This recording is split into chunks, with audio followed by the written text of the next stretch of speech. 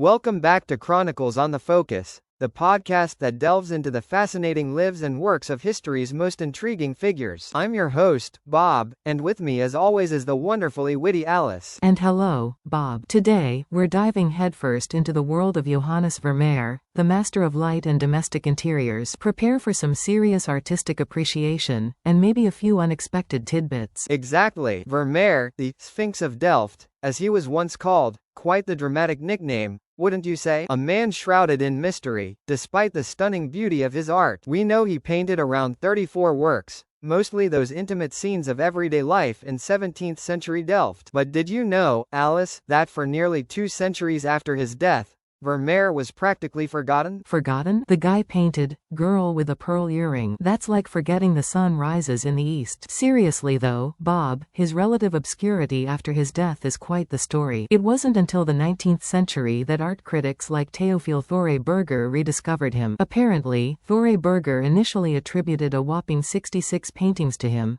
Quite a bit more than the 34 we recognize now. A little overzealous, perhaps? A bit, but his work's impact is undeniable. Think about the meticulous detail, the way he plays with light, it's almost magical. The use of expensive pigments too. That man was clearly dedicated to his craft, even if it didn't make him rich. Apparently, he died in debt. Talk about artistic dedication. It's ironic, isn't it? He created works that are now worth millions, yet he struggled financially during his lifetime. It just goes to show, Bob, that artistic genius doesn't always translate into financial success, at least not immediately. But can you imagine the drama of his family life? 15 children. I'm exhausted just thinking about it. 15 kids. That's more than a full basketball team. And get this, Alice, his father was involved in a fight that resulted in a death, and he also ran a couple of inns, adding to the family drama. And his mother was from Antwerp. His father was a silk trader who also dabbled in art dealing. Quite a colorful past. And his wife's mother was initially against the marriage because he was less wealthy than her family,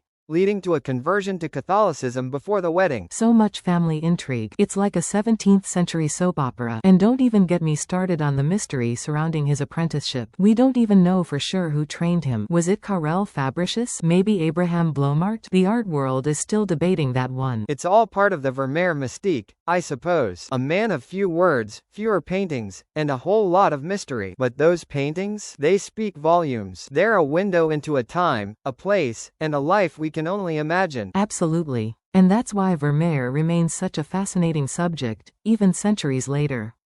Thanks for joining us on Chronicles on the Focus, everyone. Until next time, keep those creative minds curious.